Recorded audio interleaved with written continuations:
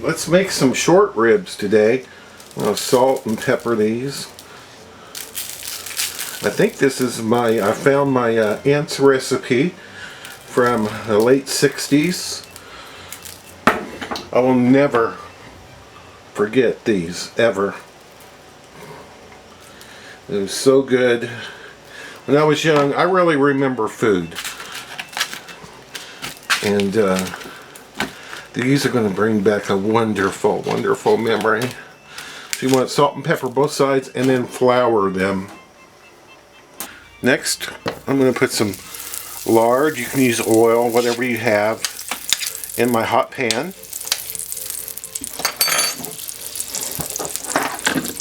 Let this melt.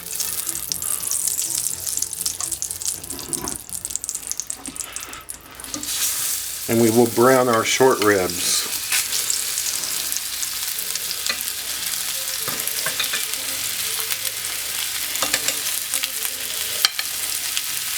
I have these all browned up on all four sides.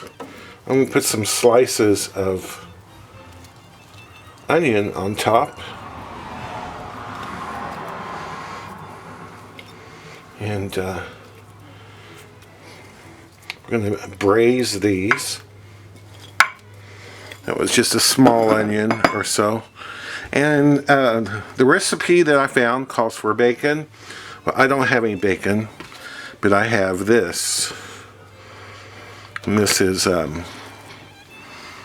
pork side, which is bacon that has not been dealt with. You know, it's just raw. Put that on there. And then I need wine. We're going to braise these in some wine. I have 1 1/4 cups here of merlot, red merlot wine.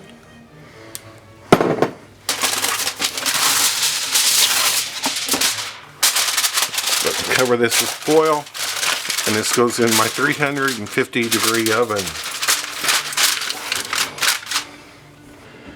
Now those ribs are in the oven and they'll bake for 2 hours braising. They're going to bake for another 2 hours, but we're going to make a sauce, and this is 3/4 cup ketchup, 2 tablespoons white vinegar, 2 tablespoons Worcestershire sauce, 1/4 cup soy sauce, a 1/2 cup of brown sugar that I packed in there a little bit, and 3/4 cup water. And we'll just mix this up while those are in the oven, and this will be ready for us. Well, they've been in the oven for 2 hours. I'm going to let this cool down just a little bit because I want to drain all the braising liquid, and then we'll add our sauce. I allowed this to sit for like 10 minutes, and I poured out almost all of the wine juice that was in there. We're going to put this in there, our sauce.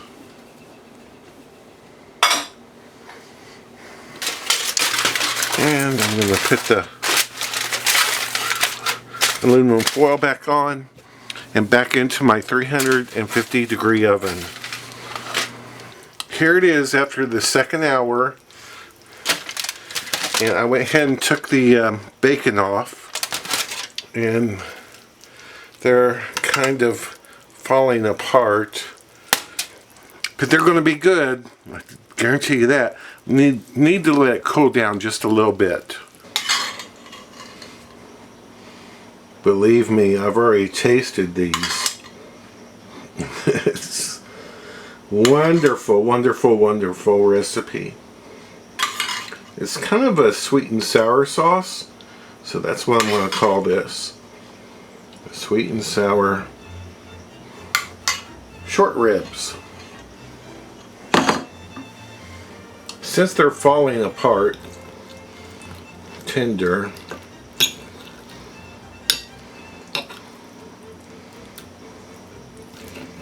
pretty much, let's give this beef short rib a taste.